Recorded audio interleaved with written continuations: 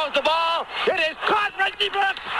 Reggie Brooks got it for a two-pointer. And Notre Dame is out in front, 17-16. Lost the ball. The pass is batted down. It's batted down by Carroll. It's caught by Samaja. Inside the 20. Inside the 10. He's going in. Notre Dame has scored. Golson throws. Open receiver in the end zone. Touchdown. Notre Dame. Somehow the Irish did it. Out of the pack, 30, 35. Goodbye, baby. At the 50, the 40, the 30, the 20, the 10. 5-5 rocket touchdown. Irish. Tyree. Whoa. Can he get there? Tyree at the 30, 20, 10. Touchdown, Notre Dame. Woo. 98. Big ones. Zibikowski looking for a block. Cuts to the right to the 40. Gets a block. Gets to the 45, 50. Up to the 45, 40, 30. 1 man to beat. 20, 15, 10. He's down to the 5. Touchdown, Irish. All right, Fighting Irish Faithful. Here we go. It's been a couple weeks, 2 weeks, 3 weeks since we had the Fighting 5-Foot Irish Nothing Faithful show. That was on the 17th of January. Quite a bit has happened since then, and here we are on a Saturday night doing a podcast, and got a few announcements tonight, but let's not waste any time. Joined here with Red Snapper, my brother, and I don't think it's the fact that IU beat Purdue tonight. I think something else important has been going on. Do you know what? I think I seem to remember something about Alabama coordinator or something. Yes, they're scraping the bottom of the barrel for offensive coordinators, right? Maybe not, and not to get too negative off the bat, but so if anyone's living under a rock, Tommy Rees is leaving Notre Dame and taking the offensive coordinator position at Alabama. And I'm not surprised that he is leaving to go somewhere else. I'm more surprised that Alabama or Saban would call him. So I'm not really sure. That's the part that I'm struggling with or like kind of perplexed about. And maybe I'm too, narrow in my focus in the spreadsheets here, which we'll get into tonight.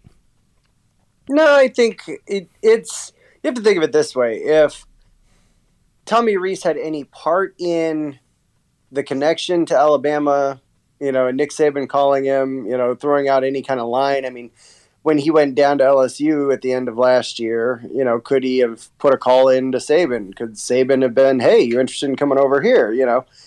That could have been a late call after he said no to LSU, came back to Notre Dame, and then Saban said, hey, well, if you ever want to, and then the opportunity presented itself. I mean, it could have been that way. The other side of it is it could have been completely out of the dark for Tommy Rees, and that's Alabama. And I don't think there's one person in their right mind that wouldn't go offensive coordinator of Alabama there's me as the fan and me as just kind of standing off and being objective. That's for his career. If Tommy Rees is thinking about Tommy Rees, that is a smart move, because then going from Alabama with Nick Saban, because of their tenure, because of their success, it's basically, is he trying to become a head coach himself? Is he going to try to jump to the NFL? Whatever the reasoning, it is an upward move for Tommy Rees. Oh, sure. So that makes sense for him. I wish him luck. But, secretly I also wish he falls on his face. So we'll see. Well, sure, right? Yeah, there's all sorts of ways to go with this. I mean, Bill O'Brien leaving the Tide and going to the NFL, so that creates a vacuum. And now Saban's, hey, I got to replace my offensive coordinator and quarterbacks coach. So, well, should we get to some people here? Oh, absolutely. I say we go round robin tonight. Yeah, I think so too, unless we get a ton of people, but I don't know if that's going to happen. So, all right, we'll invite Adam to speak since he represents Northwest Indiana there. We got Craig, who... Go ahead and jump on, guys. I just sent out the invites. So. There we go, and I'll back you up there on that. Yeah, so... and in addition to another thing that we did in this downtime since we had a national championship game. And I looked at the data and the stats and the numbers and whatnot, and kind of did a recalibration of what we can expect and what you guys can hear me regurgitate next year. So, Well, hold on. Let's get everyone's take on the oh Tommy no, Reese news that was first, just then let's filler go while back to people the- were turning their mics on. Craig, Yeah. Adam, Jason, go for it, guys. Craig, go for it, man. Hey, how's it going, Joe and Mike? What's up, Adam? How's it going, guys? Hello. What's up? So yeah, for me, I don't know. It's kind of a bizarre hire in my opinion for Alabama. But look, I'm happy for Tommy Reese, and he did a lot for Notre Dame. So I wish him a lot of luck. I'm glad that he's gone, and Agreed, So- 100%. yeah, I'm glad he's gone. I think we needed a change, and I think that we can get someone at a higher level.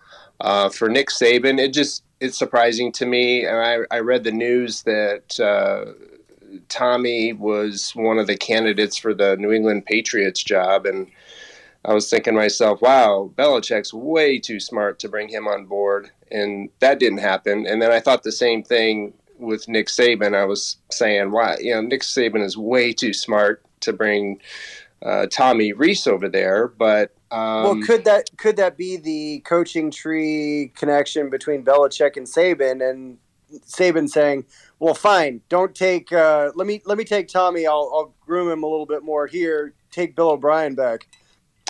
yeah, I mean, I thought about that too because I know Belichick and Saban have a connection. It's just bizarre to me. But hey, good for Tommy. I mean, I would have taken that job too, and I think Saban probably. I know Saban has had a carousel of offensive coordinators who didn't stay very long. It would be a year or two, and then they'd be gone. And I think bringing Tommy over there, my feeling is that Saban probably thinks, well, he's a young guy, and we could at least count on him to be here 3 or 4 years. Maybe that's how he's looking at it. I don't know, but I read some of the Alabama responses on Twitter.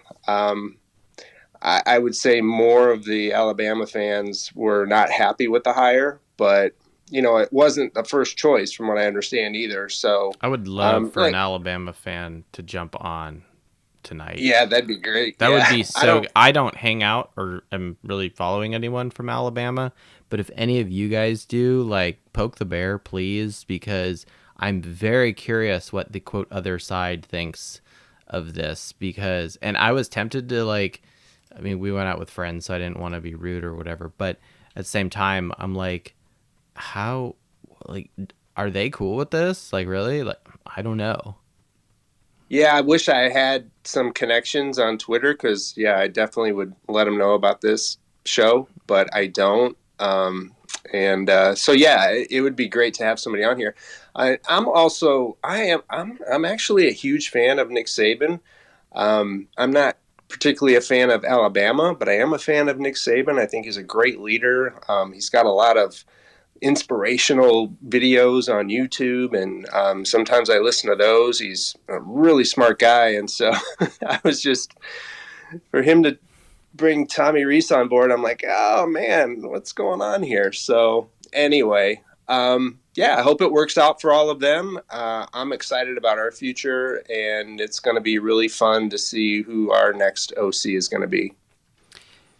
You guys are touching on this as far as being a good move by Reese, and I was reflecting on this yesterday when kind of the news started breaking, and you're seeing pictures of private jets in South Bend Airport.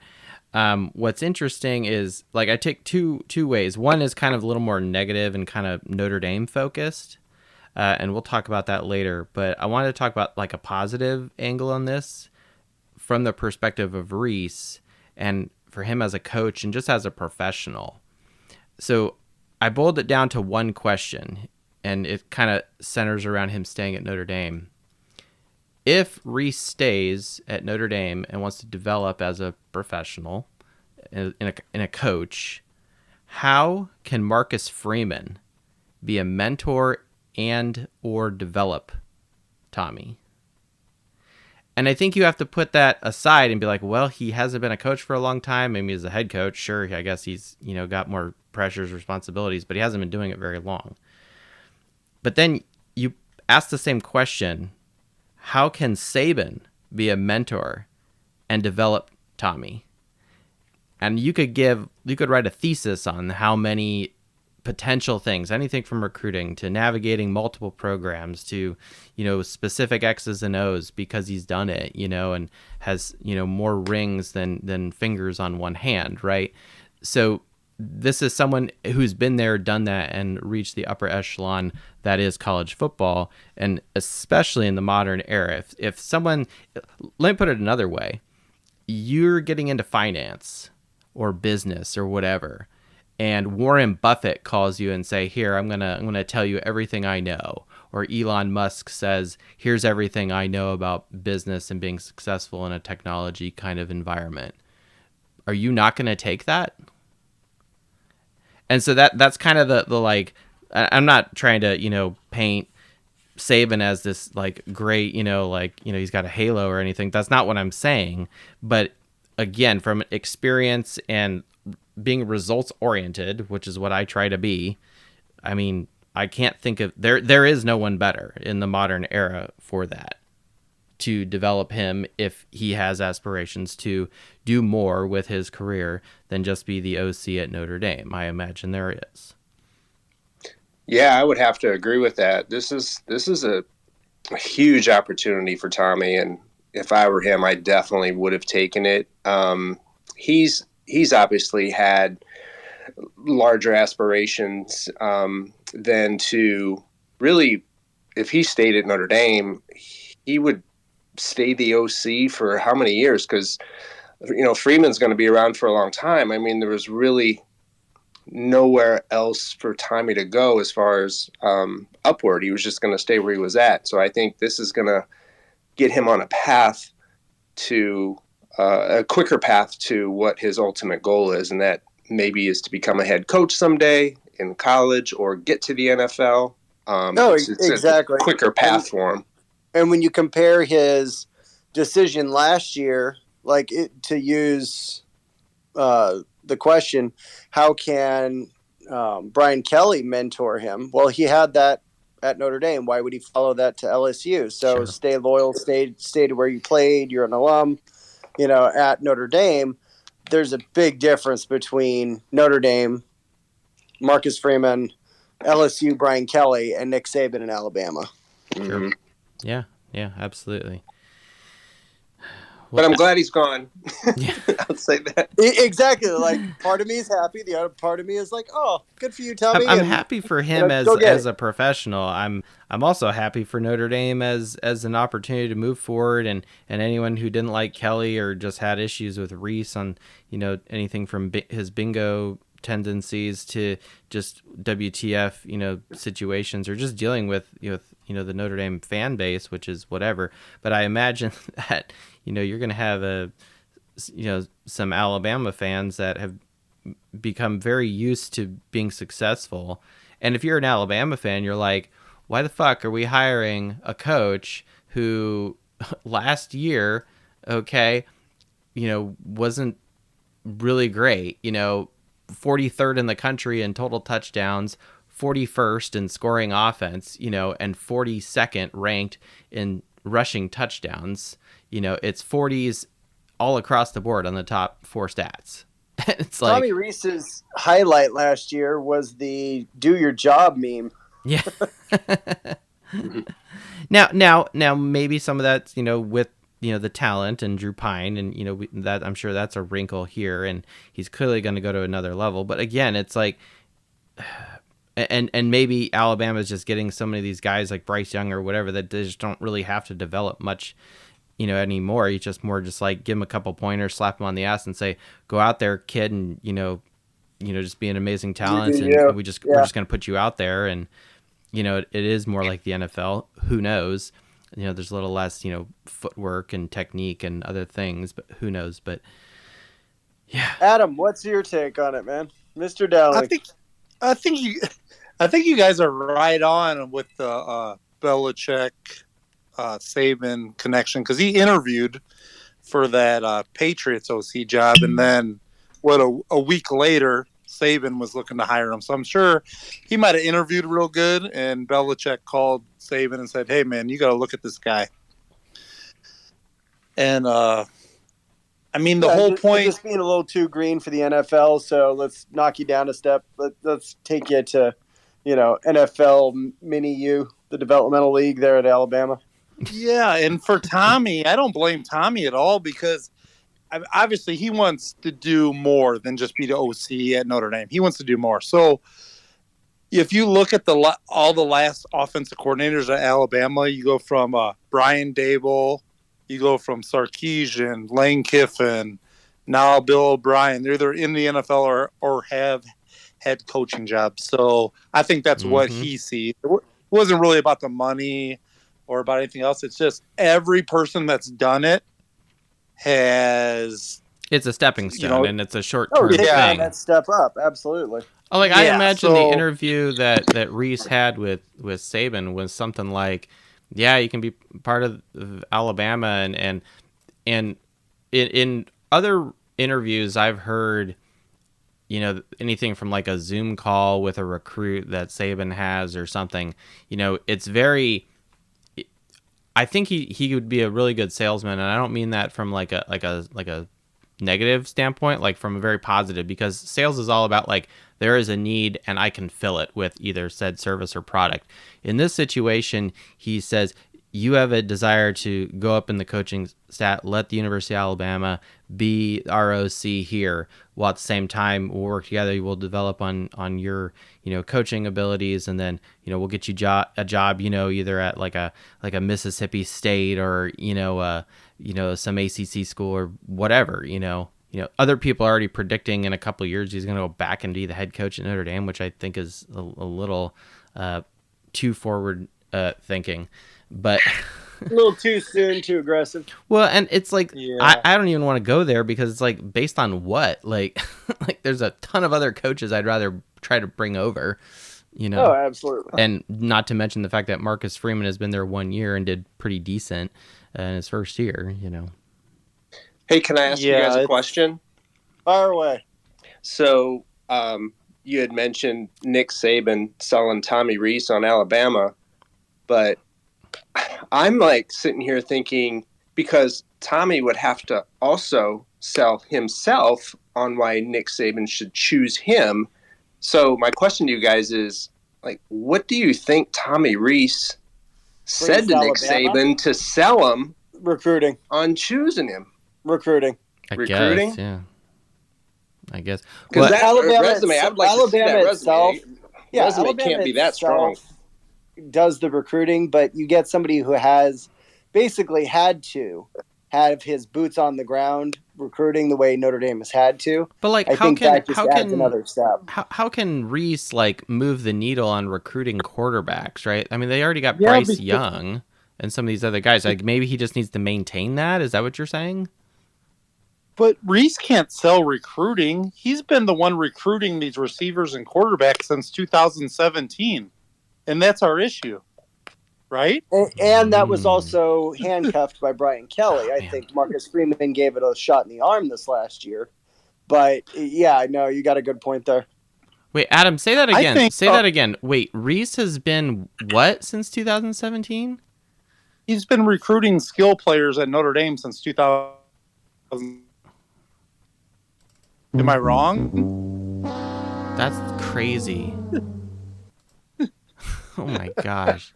Well, then for receivers, he gets a D-. Oh my gosh. But this is overbidding in Price is Right. He went up the mountain and you just fall off the edge, right?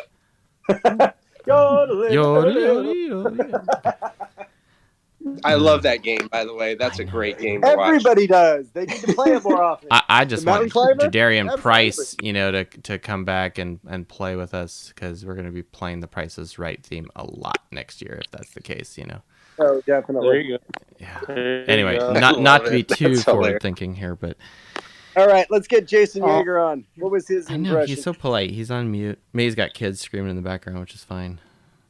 Nah, no kids today. Well, they're here, but it's not screaming. No kids No today. kids. No, they're here. No, I mean, I said it before. If an opportunity came, he was going to take it, and I didn't expect it to be this. But I'm not surprised. If anyone Nobody said, did. I'm expecting, he'll go to Alabama for sure. What?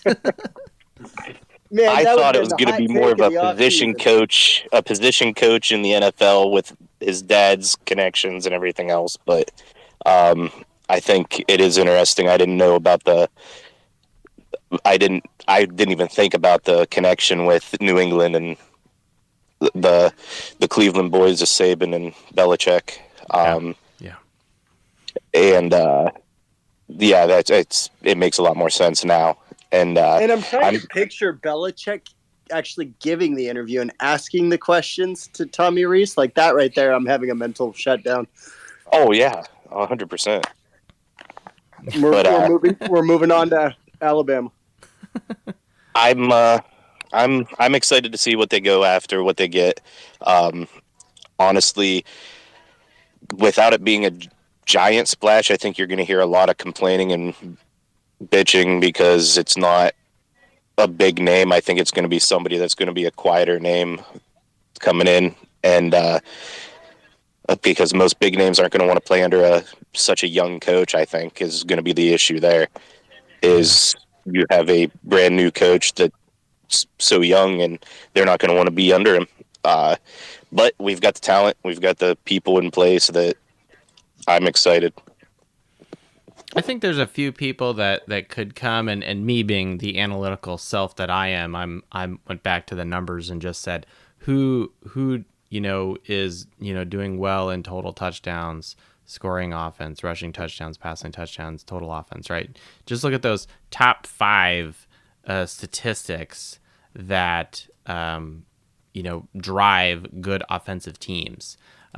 Interestingly, I didn't go about finishing this because I think you would have to be, if you really go by the numbers, it's the top 4 or 5 teams that's scored total touchdowns, the top 9 in passing touchdowns and scoring offense respectively, and so on and so forth. And then really, if you really want to get nerdy, you would have the standard deviation of that. So I didn't do that analysis and then be like, okay, these are the best teams. Now what's interesting is that of these top 5 stats, there's only one team that makes the list in all 5 categories, and that was Tennessee.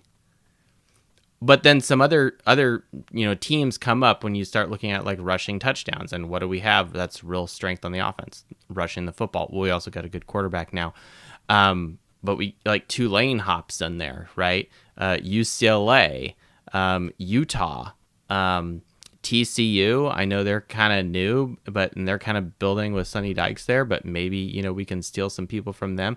SMU, right? They hop in here. I think there's coaches within college that Notre Dame, by being Notre Dame, if you're at SMU and someone says, hey, you want to go coach at Notre Dame, right?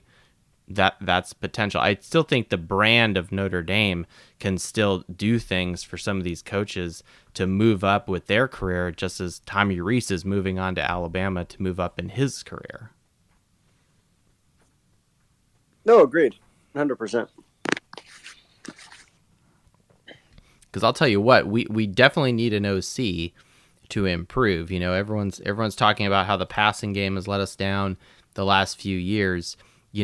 After the national championship game and the recalibration of all the stats, I looked at where 2022 Tommy Reese's offense was relative to, the last, 13 years, ever since, when Kelly first showed up with Charlie Molnar in 2010. Do you guys know where Reese is on this list?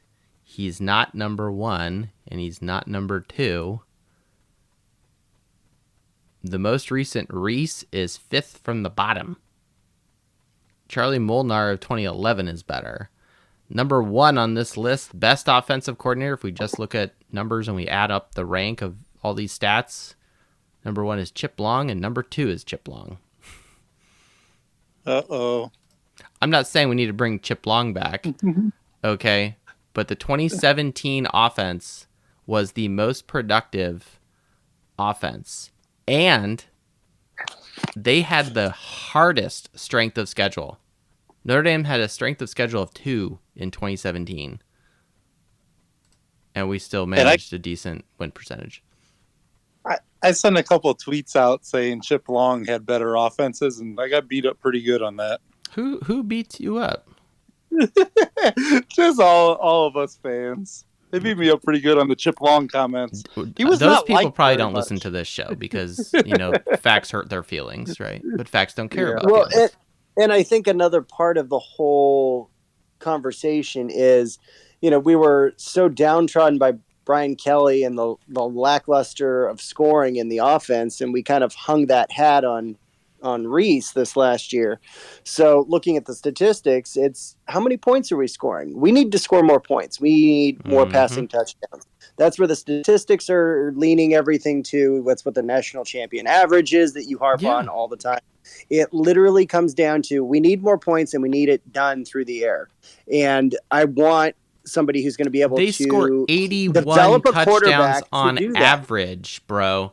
81 touchdowns total for the whole season, right? 14, season, 15 games, with these teams that have conference wins. But like Reese last year, we scored 53. The best it ever was for Notre Dame was 61. We're still 20 touchdowns short.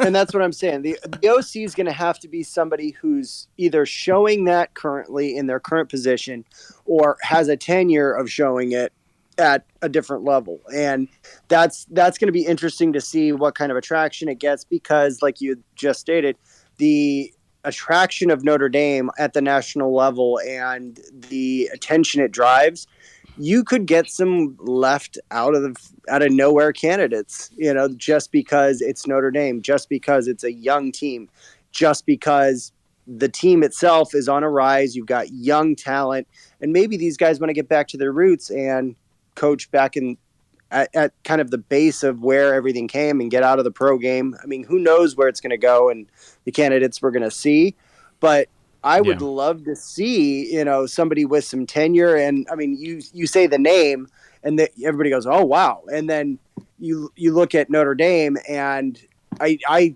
personally have my choice, and we'll get to that later, but it's going to be interesting to see how much of an attraction the name Notre Dame and a young coach like Marcus Freeman really can just say, I'm bringing in the seasoned guy who can take over the offense and let's score more points through the air. Let's get those passing touchdowns and let's run the board up. I appreciate that you said run right there. I really do. Hey, it will always be RTDB because the run sets up the pass. Yeah, but unfortunately, RTDB is losing steam here because we need the big chunk plays, and that's the one thing we don't have. I don't care if you're running an RPO. I don't care if you're running, some kind of a play action. You have to set up the run and the pass. They complement each other, and the run is not a weak point for this offense, and it won't be for some time. So, well, no, I mean, take what's in the cupboard, right? Running backs are in the stable here. Use it, right? And it's so funny. I was listening to an old podcast from a few years ago, and it was actually from 2014. I know that's like, why are you listening to a podcast from 2014? Don't ask questions, just accept it.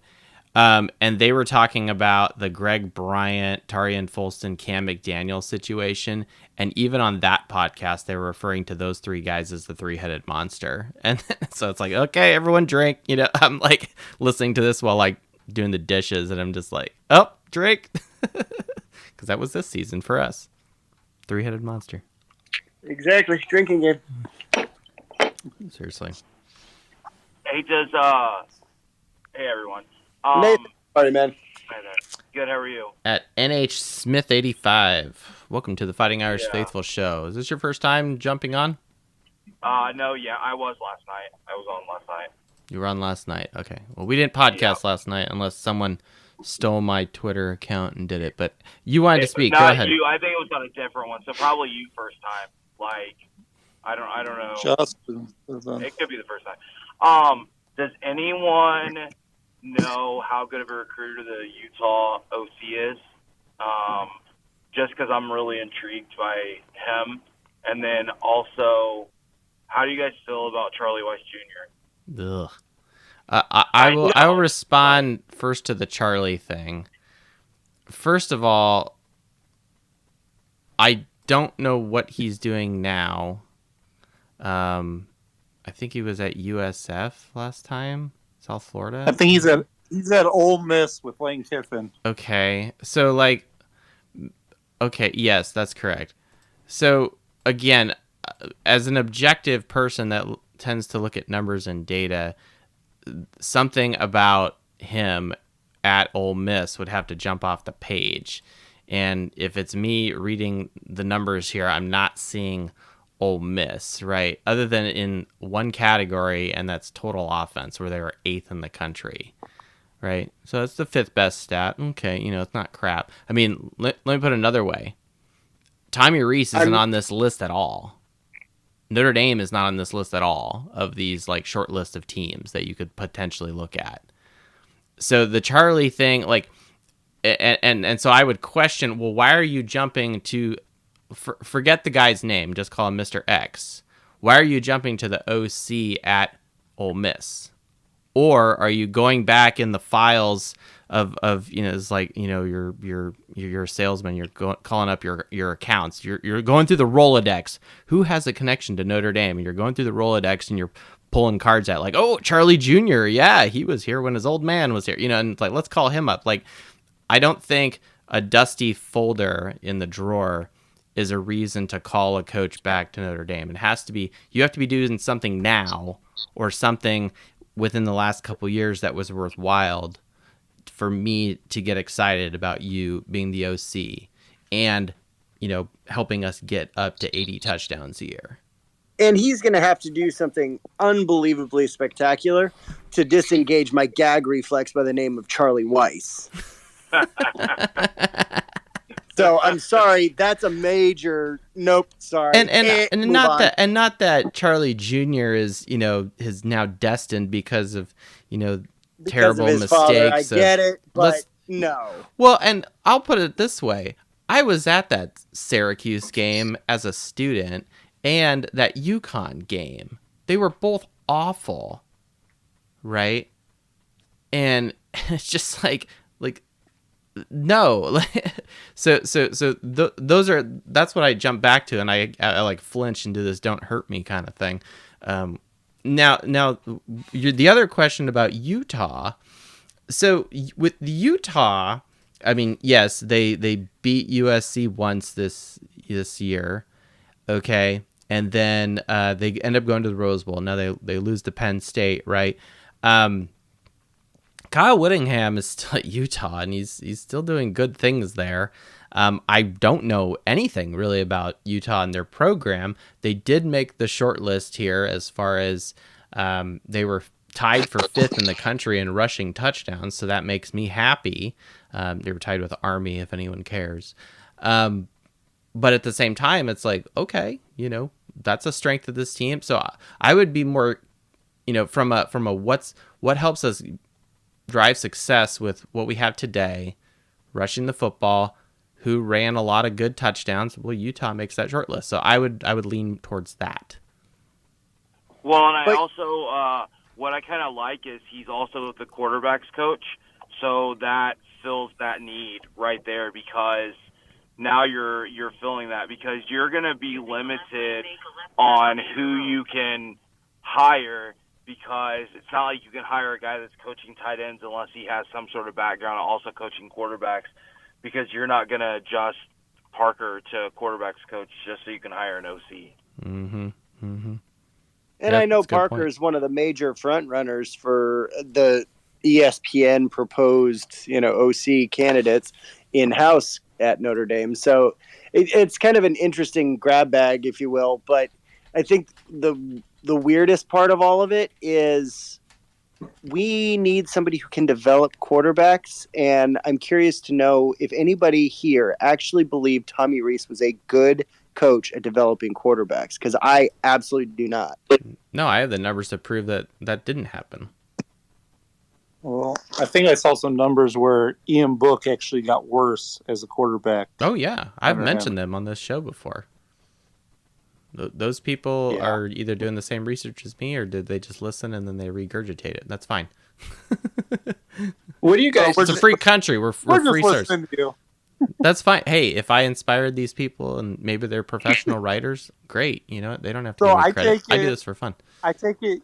Do you guys think? I mean, do you think Tommy was bad at his job? Do you think he did good? What do you think? What's your honest opinion of him? I say he's average. I think the offense, with the running game we had, we should have been running a lot more play action. Our offensive sets should have had different, mixes and matches of tight ends and running backs, multiples in different positions, and utilize the fact that we had Estime. Estime should have been sitting as the running back the entire freaking game, split. Have Why Tyree can't and we have Diggs, two running backs? running in slot or U back or whatever. Okay, so go a wishbone, go a split eye, have two running backs, put three You don't have running to do it backs all on the field at game, the same right? time. But have it as a package, right? When it makes sense. Yeah, I kind of agree with you guys where it was him leaving. I mean, I would have been fine with him staying, but I'm fine with him leaving too. Would you agree with that? Like, Absolutely. it's not that big a Absolutely. deal. Like, I mean, I've had some friends that were, big Notre Dame fans that were really upset about it. I'm like, just relax, guys. Why are they It's fine. upset? Well, and my personal take on it is Before he's lived under the dome all these years, people, there's a lot of people that like him just because he's a Notre Dame guy. You And I need to love that, remind and those I people love- that, and I'll throw it back to Red Snapper here. You need to remind those people that if you really love someone, you have to let them go, and if they come back, then it was meant to be. Wait, that was romantic. Wow. right. Well, aren't we all romantic as Notre Dame fans anyway? I know, So, right? I mean, Tulane won a New Year's Six bowl, scored way more points than Notre Dame versus USC. Okay, which I rewatched that game. That was glorious. Go Green Wave. I almost bought a hoodie. But seriously, like Tulane won a New Year's Six before Notre Dame did again. Like, it's ridiculous. Okay. My opinion of Reese is very similar. I don't dislike the guy. I did have some WTF moments with him, but for the most part, as a play caller, I kind of at times appreciated what he was doing, and then other times I thought he was just completely ridiculous. I thought he was horrible at scheming to his personnel. I thought he was horrible at scheming to his personnel. I agree with that. I think that he should have went more hurry up offense with Pine, because that's when Pine looked like he was most comfortable. And rolling out. How many times did we see Pine roll out and just have an amazing throw on a backside post? Holy crap, there's a deep threat As long as ball. it's Michael Mayer, I mean, the thing with Reese is, like, he's been there for so long as either a quarterback's coach or his first time as the offensive coordinator was actually the bowl game of 2019, right? That was what was that, the Camping World Bowl or whatever? It was the one where he beat the crap out of Iowa State. Okay, and then after 2020 and so on and so forth, I forget who it was, but someone was like Reese got it might have been 1 foot down. I think it was it Brandon? Someone over there was like, Reese couldn't go to Ireland because he was on suspension, got arrested, whatever, before the season. Then 2020, COVID prevented Reese from going to Ireland, and now he's leaving again and not going to Ireland. So I see Sean Ryan at Sean1626. Go for it, man. You've had your hand up. Oh, sick. All right. So I just heard of all this developing QBs talk, right? And I know it's a long shot, but I'll be remiss if I don't throw it out there. Hear me out, Brian Johnson. Brian Johnson from. Sorry, Eagles, update me. he's the Eagles quarterback coach right now. So you're talking NFL. I don't speak NFL. NFL. Okay, I've heard I can't other even coaches spell too, NFL. So. He was Houston's offensive coordinator, Florida's offensive coordinator in 2020 with Kyle Trask, Dak's quarterback, recruited AR-15 and Emory Jones. That would be the top home run pick right there. I can see that. He's with the Eagles right now. I've heard the Bills quarterback coach, and then my dark sleeper would be Byron Leftwich. So,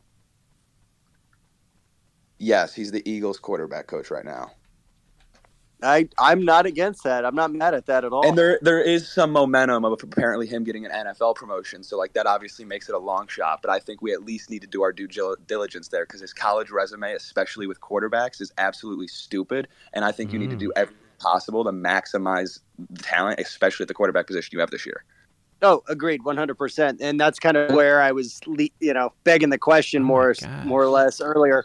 Was we need to pull guys from the NFL to have come in with a system of putting up points. And you're looking at the Eagles, you're looking at the Bills, you're looking at Tampa Bay when they were healthy and they had some good scheming.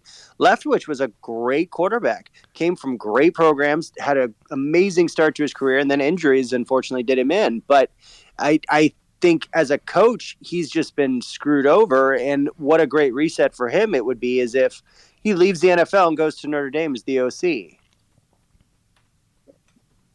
Yeah.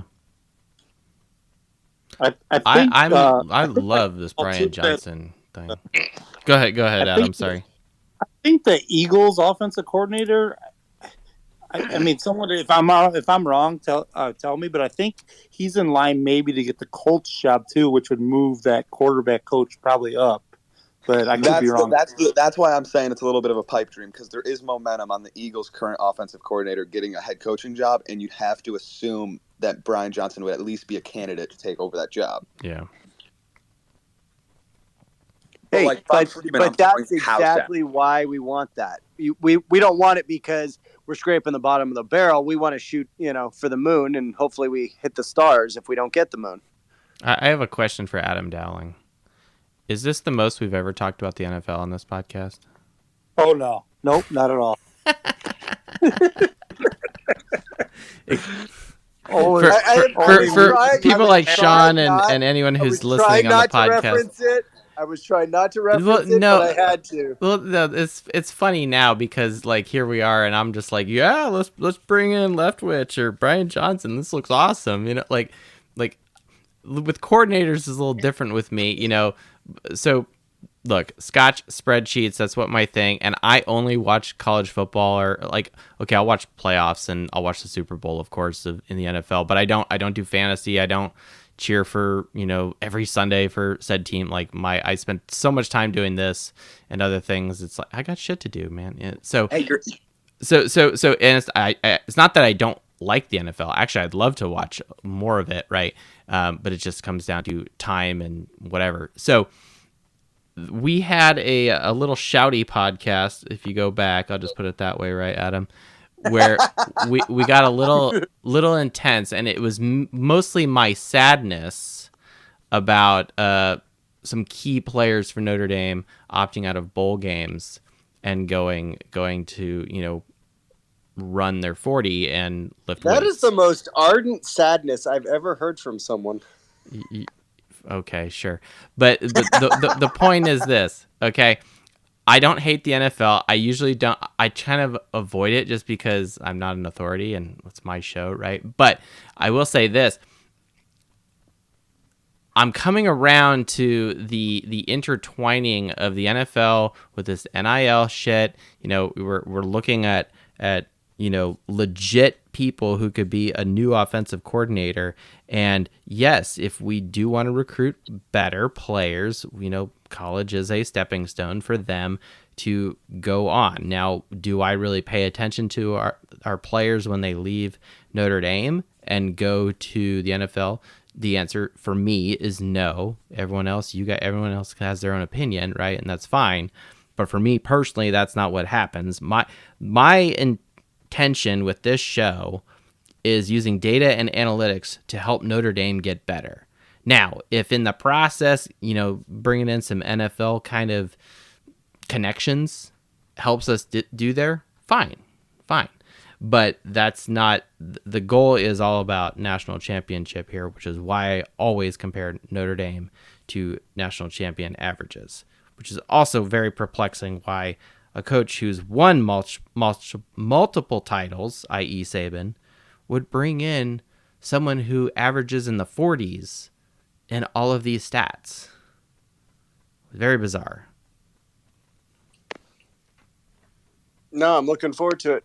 I'm looking forward to see like the process, all the hypotheticals, see who comes up. I'm really, really excited to see it. But let's get Justin Cates on at Justin Cates. What's up, fellas? How are you? You know what I'm just in? I'm sort of like in rehab for merch sales. So I've just sort of been sitting it out. The lack thereof of. Yeah, and you know what? I just feel like I failed you, so I'm sorry. That's okay. Well, we have more to come on. The Etsy store may be shutting down for a while. There will be an explanation later in the show as to why. But it's not because of Justin Cates and your lack of effort in the Etsy store. Or diligence, at that matter. Correct. Yes. Every time you jump on, you're encouraging people to buy Fighting Irish Faithful gear. Thank you. Yeah, go ahead and go to Etsy before it's shut down, guys. Get That's your butts right. over there. First of all, I'd just like to echo what Sean said. I love Johnson. He's awesome. I love Joe Moorhead. But I also really, really like Andy Ludwig from Utah. The thing I really like about him is they run the ball with who they have. They run the ball effectively. Look what he got out of Riesman. I mean, that dude is not a superstar quarterback. He was a rock star there. He can develop quarterbacks. He's coached at a bunch of places.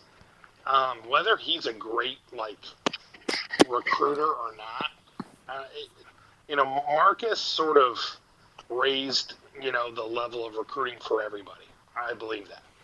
And I think he will if that guy's a problem recruiting, but he's sort of, and he's also a guy I don't think you're going to miss a beat with. You're going to come in, you're going to have three beastly backs, the three-headed monster, take a drink. Yep. And then, you're going to be effective throwing the ball. I don't know. I really like Andy Ludwig. If we cannot get Johnson from Philadelphia, I think that's a smash hire. I think the other thing, I'm sure you guys have talked about this, is no matter what, writers from other sites, from, pay sites are saying, Al Golden's name is continuing to be brought up by people in Cincinnati and Arizona who really like Cincinnati's defensive coordinator. So I'd keep an eye on that too. I mean, it may not be long before Marcus is going to have to replace at DC too. That's interesting you bring up the DC thing. Because I got a piece about Al Golden here on that, but well, I wouldn't. I mean, I sort of like when people ask, Tommy, is it this or it's that?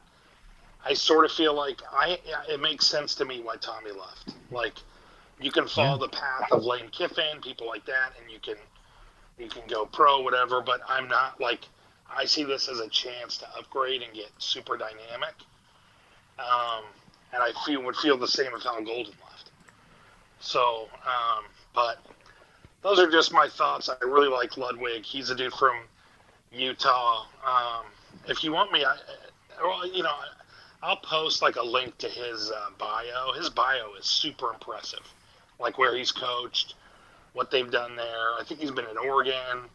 I don't know. I'm excited about who they're going to hire. If they hire Johnson, I'll buy everything in your Etsy store. So don't hold me to it, but I'll do it. All right. Yeah. Honestly, I can't talk too much to these NFL guys because that's apples and oranges to what everything I do on this show. You know, I only looked internally at the college ranks and other teams or coaches that are on the rise within college, who Notre Dame could pull over. And even then, I just kind of did a half-assed job of that. But that's why you got the rest of us. So. Well, I know and you're that's a big fine. stats guy, right? Well, sure, and like coaching is, it's all about execution, and really, in if you really talk about college football, right? You know, let me put it another way. Tommy wasn't wrong when he said do your job. Well, no, sure, but here's the thing. What I was going to say is Saban has won multiple titles, multiple places, LSU and Alabama. And with his titles at Alabama, he's done it with different coordinators. So my point is the common factor is A, Alabama, but B, Saban. And so in college, the head coach is very important as far as being an instrumental, thread to the strength and the progression of how your football team is going to do. This isn't Bobby Bowden, in 99, like back in the day, where he's kind of a figurehead coach and he's got, younger, coaches there. Like that's not really how that works anymore. Okay. Unless you get, a really good quarterback or, something like that. Oh, hey, we did just get a really good quarterback. So, hey, we got the Hartman thing now. Do you remember that Bobby Bowden stopped wearing a headset? I do remember that. Which is like, okay, well, now he's punted. He's literally no longer in communication with any of the coordinators or any of the coaches. He's just sort of walking around with his hat on. He looks like he's manning an alligator farm, Yeah. Jason has his hand up. Who would like to speak? The one thing I think we're going to have to get used to is if our coordinators do well, we're going to be talking about who's going to be the next coordinator every couple years because they're going to move on to bigger, better things. NFL head coaches. This is a great problem to have if they're talking about Golden. They're talking Reese. Absolutely. 100%. I will take this all day long. Right. That means we're moving the needle.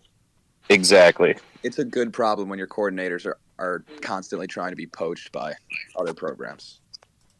Yeah. Yeah. Especially non-lesser than programs. Like it's different if Central Michigan is trying to poach Tommy. I mean, to put it in perspective, in the 12 years that Kelly was at Notre Dame, he had 6 different OCs. Right? Between Stanford, Denbrock, Martin, Molnar, Long, and Reese. Right? The fact that Reese is there for 1 year and, arguably his worst year as an OC, and then he moves on to Alabama. It's just so perplexing to me. As a numbers person, right, who's very evidence-based. Now, again, I'm not at Nick Saban, so if they win the title next year, okay, fine. I was wrong. I'll be the first to admit I was wrong. But if they suck and, BK beats them, that would be funny. Okay. I don't know. One thing I wanted to say here about Al Golden, if anyone saw a tweet I did earlier in the week regarding Notre Dame and red zone defense. So in our last show, or back in January on the 17th, right? Oh, the Achilles heel, absolutely. Episode 33. The question came up is how did Notre Dame do in red zone touchdown defense and red zone scoring defense, right? To put it in perspective, so I have not ever tracked that stat before in doing this for a few years now. So I was like, I'll check it out and see if it's worthwhile. And it is. Oh, it's bad. It's more important than fourth down defense. and red zone scoring percentage just for defense, that includes field goals, is more important than tackles for loss per game and more important than passing defense, believe it or not. Okay?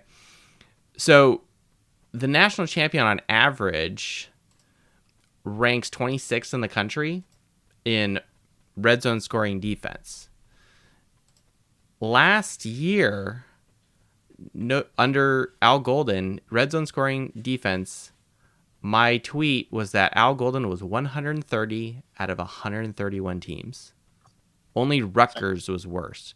Now, what's funny about that, it's not the worst stat, because I went back and looked at every Notre Dame team since 2009. That includes Weiss's last year. The worst year was actually 2019, where we allowed opponents to score 96% of the time when they got in the red zone. That includes maybe that's the biggest black eye that we've got to heal. We'll get a load of this shit.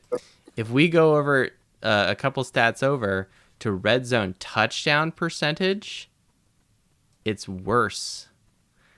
We allowed our opponents to score touchdowns 79% of the time. That is the worst in college football last year. 131st. National champions average 32nd in this stat. So, here's the thing. Am I saying we need to fire Golden? Absolutely not, because some of our other stats are actually halfway decent. Okay, but if we're looking at, let me put it in perspective. Red zone touchdown percentage, 131st. We were 4th in the country last year. We were very good. 2012 was the best, of course. We were 3rd in the country that year, but that jumped off the page for me as like, look, defense, what do you got to work on? Those two things. They're terrible. They can't continue. Right? So, it's that. I'll take a sip of scotch here.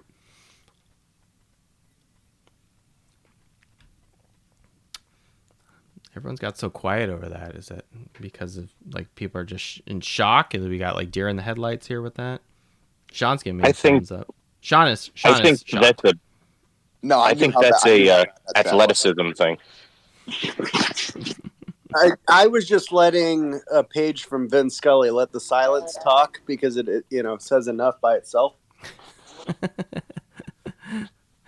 This is like where you just stand up there with awkward silence and just let the tension build. Although I don't think that works on the podcast. That's more of a in-person thing, right? Actually, I'm reading Tim Brown's tweet today at Notre Dame football. There's a great day for Irish football and maybe even a better day for Tommy Rees. I've been around a lot of offenses, but the Irish offense last year, with maybe the exception of the North Carolina game, was extremely predictable. Seeing the offense struggle told me it's time to move. Yeah, he crushed Tommy. Ooh. Who is that? Tim Brown?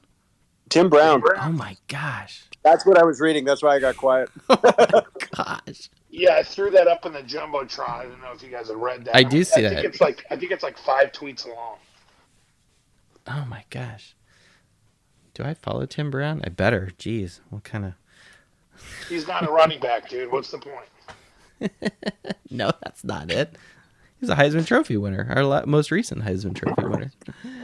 Only because of our running game. Let's be real. He could return punts, right? All right. Yeah, so I did my homework here. But yeah, hashtag RTDB. I mean, look, whoever we get has to be paying attention to running the football. And it's not so much because like I will admit now that passing should be a priority and should be a focus. And if you have someone like Hartman back there now, damn, that feels really good. We'll come back to that. But running the football allows drives to continue. And still, to this day, national champions still run the ball from a play selection standpoint 56% of the time. So, and what one thing I did like about Reese as our OC is he did run the ball a lot. and he ran it 60% of the time. So that's good, right? Then why wasn't Estime our starting running back? I don't know the answer to that, bro.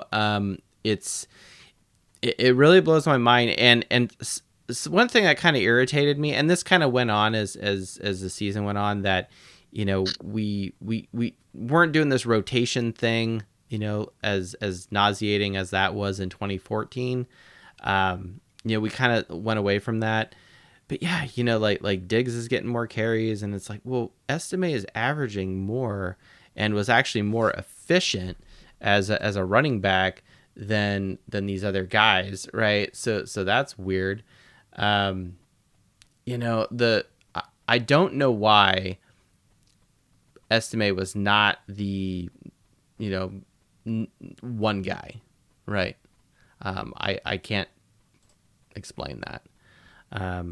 I know, but I mean, Logan Diggs does Dukes of Hazzard head slides, so maybe that's why. I don't know. I just hope and pray that whoever we hire knows how to utilize Chris Tyree correctly. Agreed. Well, he's kind of bounced around from like receiver. I get like a Theo Riddick or like a who is it in 2014? Name escapes me. Amir Carlisle. Reminds me of an Amir Carlisle kind of guy, but more talented and faster. That's what I'm saying. I don't even think he's like should be even close to the number one guy. But watching Tommy in this offense try to pound him through the tackles instead of like get him into space was infuriating. Yeah. Exactly, especially when you had Estime right there, averaging almost 7 yards a carry. Yeah. One thing I wanted to say now that we have Hartman is two fairly recent people jump to mind when you talk about someone who leaves one program and then goes to another and then has a fairly soon / immediate impact. One is Joe Burrow. The other is Cam Newton. Now, is Hartman either of those guys? Time will tell. But what's interesting is in Cam Newton, obviously he went from the JC and maybe there's some cash and whatever involved, but that's beside the point. That was the second year for Auburn. Their coach, being there for 2 years, now winning the title, right? So that's interesting, right? Even though Gene Chizik is probably not that great of a coach, but hey, you get a good quarterback, good things tend to happen. Ogeron took him a while, and then all of a sudden Burrow blows up and is amazing in 2019, and they were the first team to go 15-0 to win a title. So that came to mind as kind of like something that is kind of fun, something fun to think about here in the off season. Well, Kevin Davis is here. I know he's typically our defensive point of contact in analytics. But as a coach, I'm curious what his opinion is. We've invited him to speak, but maybe he just wants to listen tonight, which is fine too.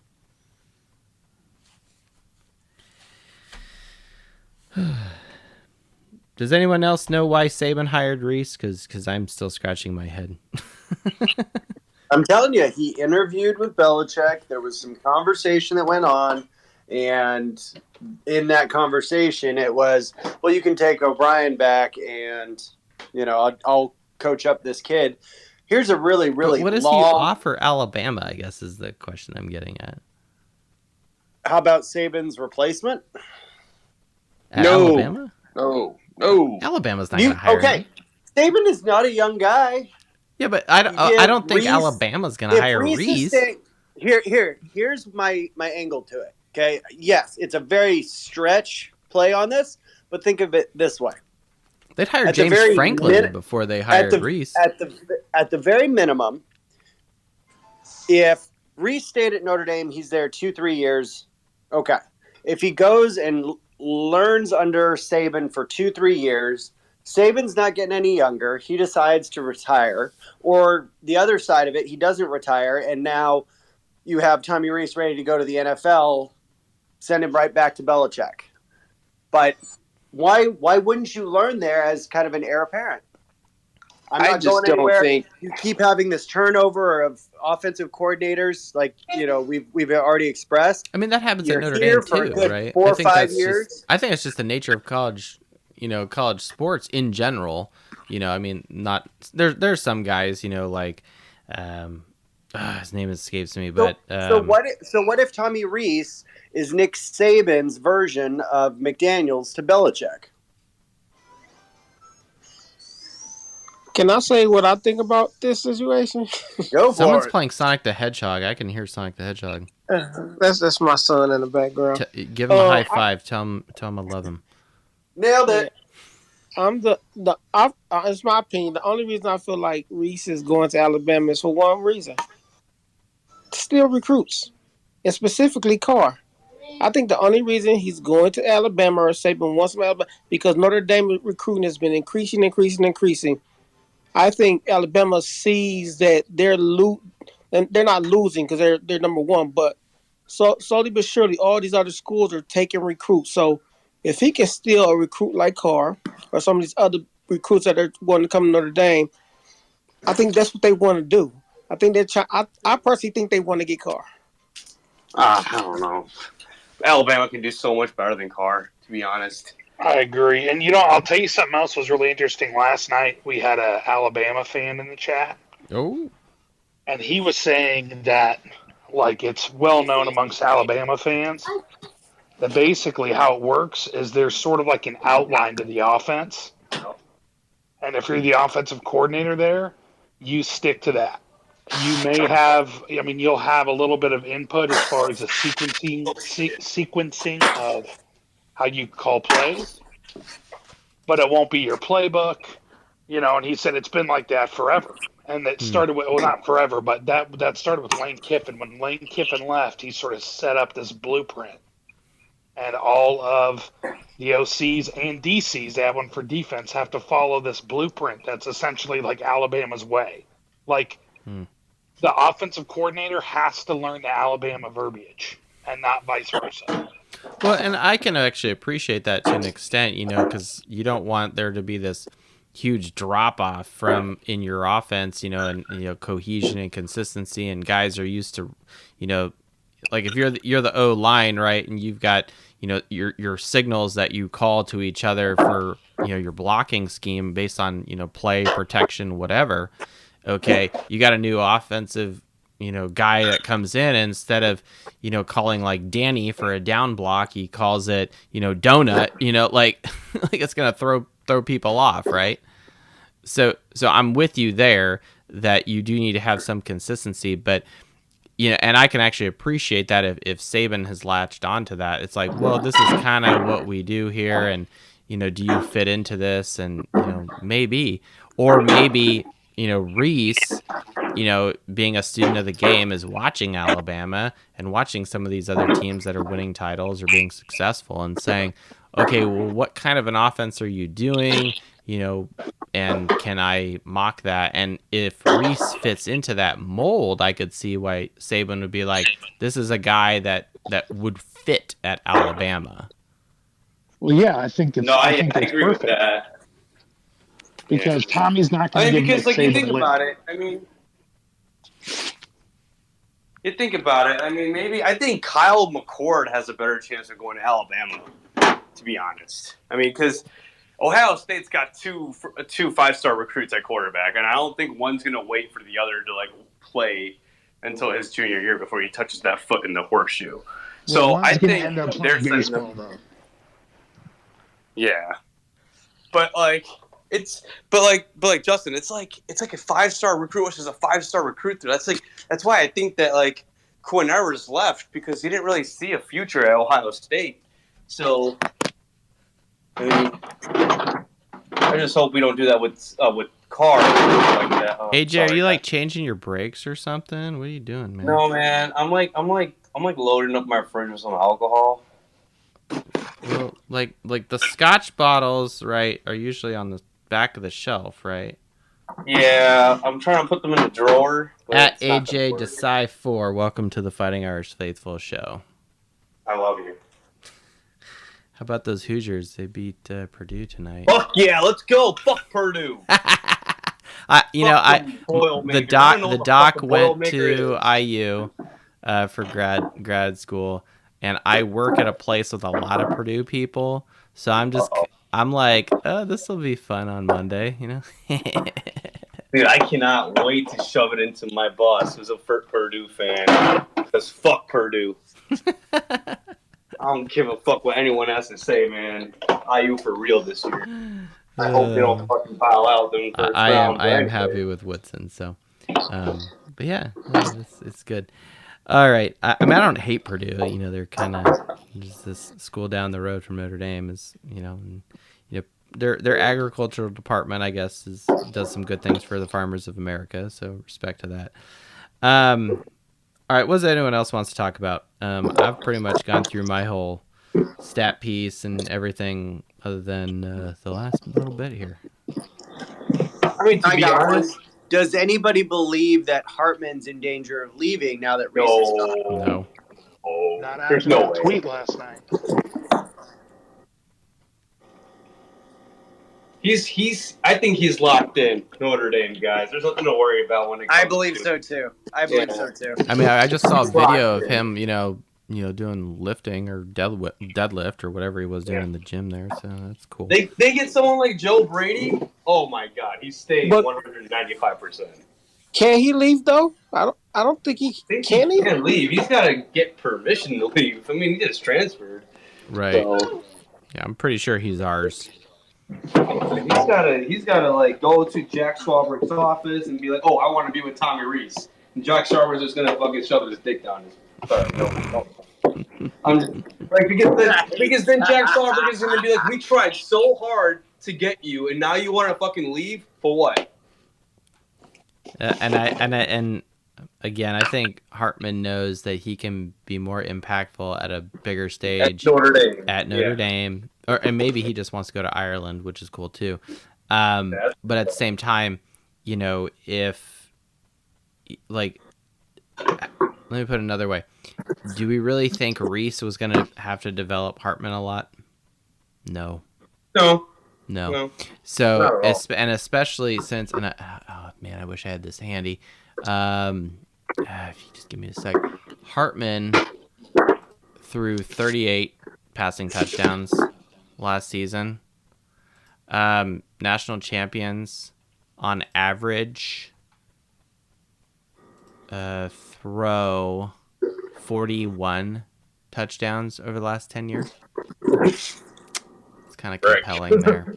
And furthermore, Wake Forest was tied for first place with Western Kentucky and USC in passing touchdowns last season. If that's not a mic drop, then I don't know what is. Bro, he broke records at the ACC. That's all I need to know. Yeah, he broke hearts too. I'm happy. I'm happy that he has joined us at Notre Dame. I'm very happy with that. It's gonna be awesome. It's gonna be fantastic. We needed a quarterback, man, so I'm happy that we got one. No offense to Drew Pine and Tyler Buckner and all those guys, but we needed a guy that can actually launch it and give us 300 to 400 yards per game with a couple of touchdowns. Well, he's got the history of being able to do Absolutely. it. Absolutely. 100% downfield threat. You have to have that. If you don't have that, then what are we doing? I mean, I'll put it this way. I was probably really excited going into 2020, and I had done the analysis of Ian Book from 2018 to 2019, and was like, look, if we took the best of Ian Book from both those seasons and just duplicated those best stats in 2020, we'll be awesome. And that didn't happen, so that was a letdown. But I've never been more excited about a quarterback or someone being our quarterback than Malik Zaire at the beginning of 2015. Okay, when he blew up against LSU in the Music City Bowl, and then we started 2015 and we beat Texas. Texas was shitty that year, but we beat Texas at home. I mean, damn, I was feeling really good after that first game. So I've never been more excited about a new quarterback coming into Notre Dame fresh than I have been since Malik Zaire. So I can say that with confidence.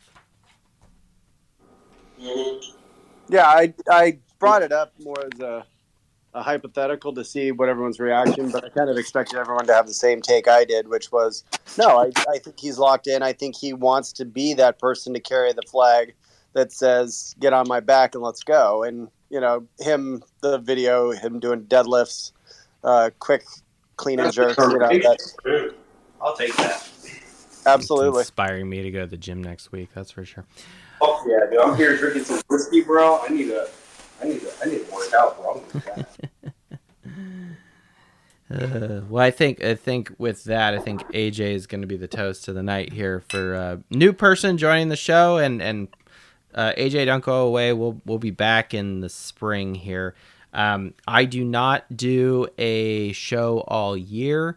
I also don't leave my Christmas lights up on my house all year, so there's really, this was a monumental moment for the program, with Reese kind of the last of the Kelly disciple people leaving, which some people would say, which is another thing, you could argue. Hey man, it just had to happen.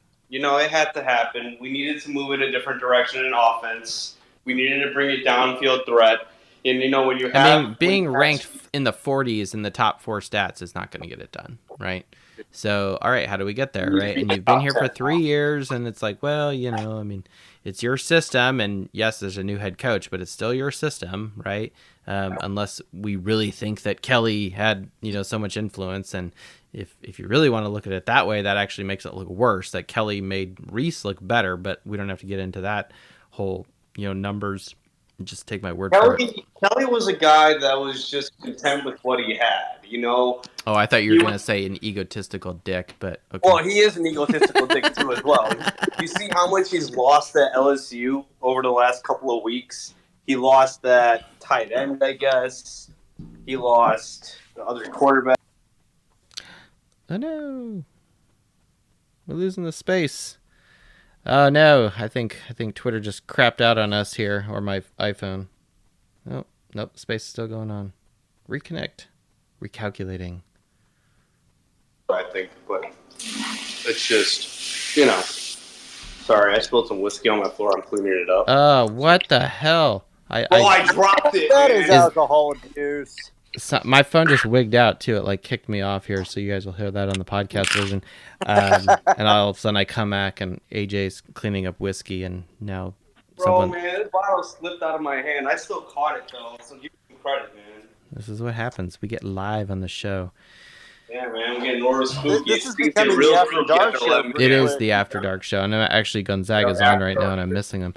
All right, I think we're going to shut it down unless anyone else has anything profound or a new coach to throw out there to replace Reese. For now, we'll play the guessing game. I don't know if we'll come back. Maybe if it's someone big or people are really psyched and jazzed, we'll come back and do another wrap-up show. For now, though, I'm going to say that this is going to be the last show for me this season. I mean, this is 34 fucking episodes this season. We started technically in the spring game, right, Red Snapper? Yep. That's where we met Craig and then a few other people. And then we ran to Adam Dowling during the Cal game tailgate. He swung by our tailgate, and it's been a good season. I will say this, guys. It's been awesome. This has been the best year of podcast, year 3. So we're moving into the senior year next season with the show, season 4. But year 3 has been more demanding for me, and I may scale it back just a little bit, just because I've got a little one and other stuff going on, and I don't know if I can. Let me put it this way: I want to bring passion and analytics and data to this, and I don't know if I can maintain this pace going forward. And in order to be nice to myself, but also give you guys a good show, some things may change. So we'll go dark. Lent's coming up in a couple weeks, and then we'll be back for the spring game. Have put the definitely definitely got to make some plans on getting out there. Yeah. I want to make that a yearly deal. So Nice. Yeah. Yeah. I've already put the bug in the docs here. It's certainly I think you can buy tickets right now actually to the spring game. So get your tickets to the game. Yeah, I want to go to that spring game. Whoever's coming here, definitely go to that gold and green game. What do they call it? I don't know what they call it anymore. Blue and gold game. Blue and gold. There we go. Oh, gold and white for some reason. Blue and gold. Like, I really need to see how this team actually works with the new offensive coordinator. I mean, my top three guys are obviously the former OC at Wake Forest, Ruggiero, whatever his name is. Joe Brady, and Pep Hamilton. I think those guys are the needle movers to me. I don't think Moorhead will come because, I mean, like, unless if he wants to leave Akron, that's fine. Program went 2-10 last year, so Yeah, we need to get a proven winner on offense here for us. So all right, we've kind of saved this to the end, and he didn't jump on, but that's okay because this is happening anyway. Red Snapper knows this. So the show has been approached by another entity, and we have agreed to join them. Now, no, we're not joining Barstool or any big name like that. But Fighting Irish Faithful is going to be joining forces with the Dos Leprechauns show. And going forward, Fighting Irish Faithful will be presented by Dos Leprechauns. Now, the specifics of what that means are still in the works. The format of the show for now will stay the same. I don't anticipate doing too many things different. Maybe we'll do video. Not sure about that. Jason over at Dos Leprechauns wants to grow his show. He reached out to us, and we said we were flattered that another well-known podcast and group and just a good cheerleader, for the university in general. And they do a lot of things that we don't do. They interview players, they interview former players, they they run tailgates and have kind of some teams street or whatever people. And where they were lacking is kind of something of a little more X's and O's and fan interaction and just getting the pulse of the fan base, and that's something that we can fill with Dos Leprechauns. So we're happy to join them. A good group of people. So getting back to the Etsy store will probably go down because Fighting Irish Faithful gear will be on the Dos Leprechauns show, pending some things to be ironed out there. So stay tuned. We'll keep you all posted. You may see posts by me through them going forward. But yeah, we're getting a little more serious. And Red Snapper, what's your take on joining Dos Leprechauns? Oh, just super excited, but is it going to be dose plus dose leprechauns? I think it helps that Jason went to Ramona High School and out in Riverside. And so he's a former Southern California guy from our neck of the woods. And so we have that connection. Oh, absolutely. Absolutely. But yeah, it was just kind of funny. I was thinking about actually it makes sense because the two of us, with whichever show, it's going to be two guys talking about Irish football. So bring it. Yeah, absolutely. Oh, yeah. Great guys. We actually ran into each other in Vegas. I was going to say, I could have sworn you talked about meeting him and being at the place that he was sponsoring. It was Wahoo's. Yeah, we actually met at the bookstore in the Bellagio. So they had a pop-up bookstore, so it's pretty cool. Nice guys. Yeah, they are very positive in general. They do not get John at always Irish crazy. And yes, John does get a little. I think he overreacts, but that's one man's opinion. I get angry when it's warranted, and so does John. Don't get me wrong, but it's like, yeah, my show is different from him, and I don't have the ability to do a show year round at this point, and quite frankly, I don't know if I could based off of my format. being very data heavy oriented, without boring people to death. So yeah, it's an exciting time. We're going to take the show in a new direction, like that. We hope to keep Twitter Spaces, but if we get monetized, we may move over to YouTube Live. So get some money out of this thing. So, all right. Congratulations, guys, on congratulations on the connection. And we will still be fighting Irish faithful. So like we will not be running the show like under Dos Leprechauns, if that makes sense. Like I'm still going to be on Twitter.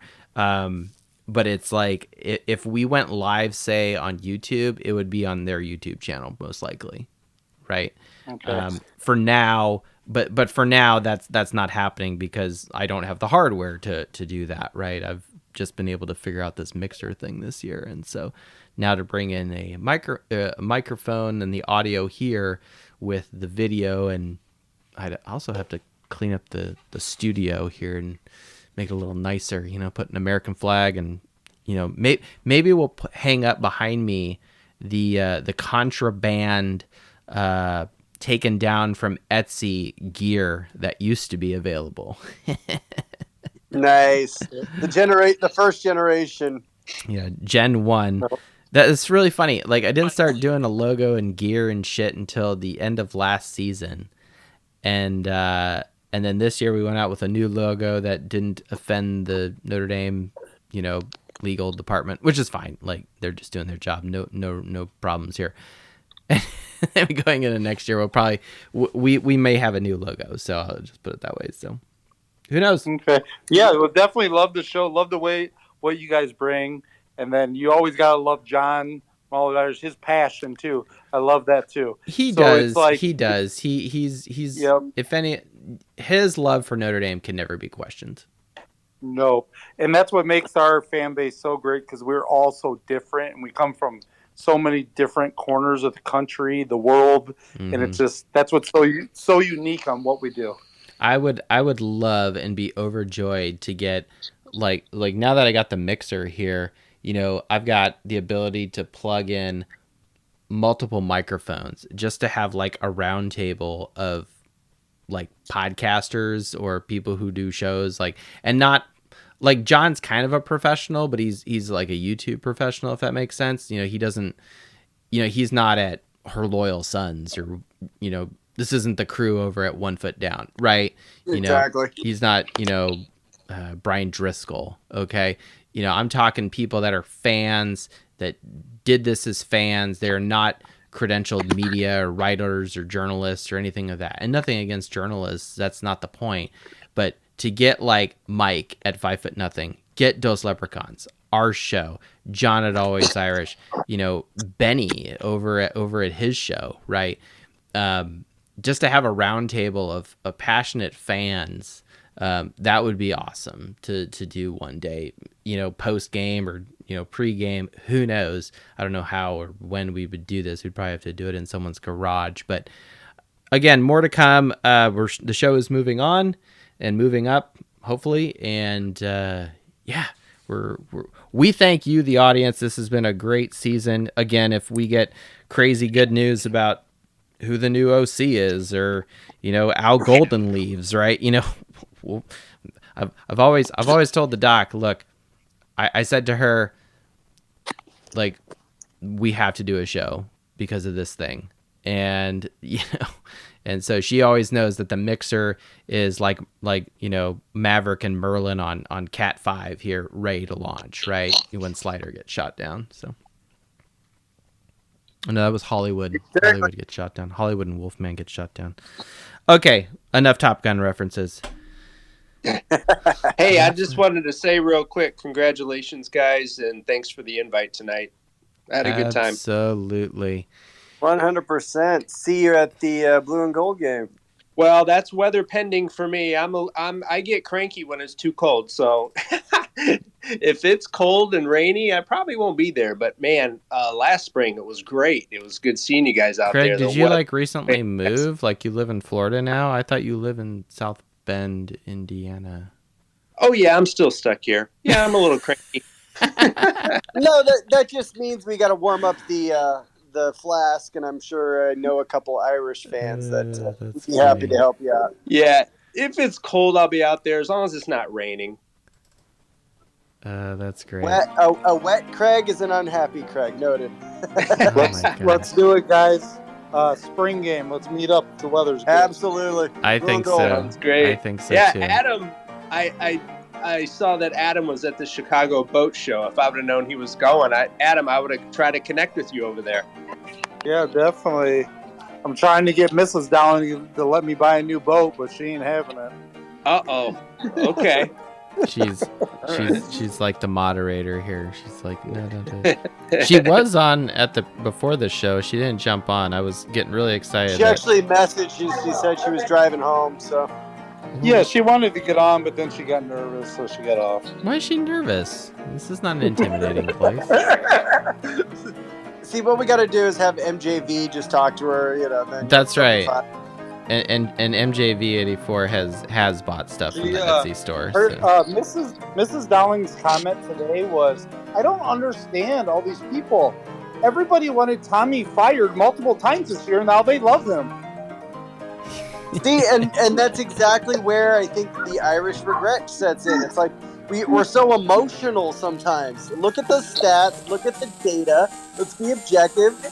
Tommy, good luck. Move on. But, yeah, go Irish. Yeah. I do wish Tommy the best with his... he's going down to the SEC. That's big boy football down there, and he's going to be the OC for a very demanding coach with very high expectations. So this will be a challenge for him. We'll have nicer weather, that's for sure. Under, does Tommy survive an entire season at Alabama as the OC? I want him to for his sake. You think the Notre Dame fans are tough. The minute he has a bad game, they'll want him hung down there. Yeah. Yeah. I mean, honestly, if you really want my opinion, I hope Alabama sucks next season and that Reese maybe has something to do with sinking the ship. I'm actually going to say this, that LSU beats Alabama every time they play them next year.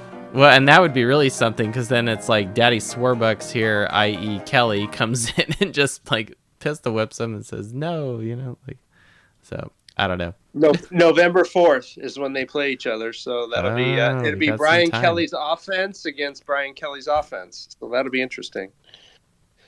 That's interesting. I like how you put that. Whoever thought Nick Saban would want Brian Kelly's offense? Oh, what's that team do? Oh, that's the team that just throws it to Eifert 50 times in a BCS championship game. Right. Okay, let's do that. Yeah. Oh my gosh. What's this hashtag RTDB shit? Okay. How about quarterback sneak? Tight end sneak from 3 yards out. You know what I'm most disappointed this season with Reese? Not one time did I see him do my favorite play, which was that counter toss. I absolutely love it. Right? It is my favorite play. It just and was, again, it just if they flowed. had schemed to the personnel, that is a 2 running back set. They could just do it a couple times a game, right? And it was always a big play, first down. It was great. And that's where Logan Diggs had his hood slide. I think so. It's good stuff. Good stuff. All right, everyone. Well, thank you for a great 2022 season and the beginning of 2023 here. We'll see you all in the spring. And again, if we got big news, we'll fire things up. But I think the mixer and the mics are going to go away. Create more space here on the desk here in the studio. Let's table that for about a week or two until we get the OC announcement, and then we'll yeah, exactly. Yeah, it'll probably stay up here because I'm lazy. So I just took my Christmas tree down today, so the fire hazard is now gone from my living room because we have a live tree. So. Thank you, everyone, for joining us. Had some good people on tonight, too many to mention, and I was lazy and I didn't mention, and pretty much everyone's jumped off other than Craig and Mike here. So, all right, guys, peace out. Peace out. Go Irish. Have a good night, Craig. Go Irish. Go Irish. Eat OC. and let's go find a new OC.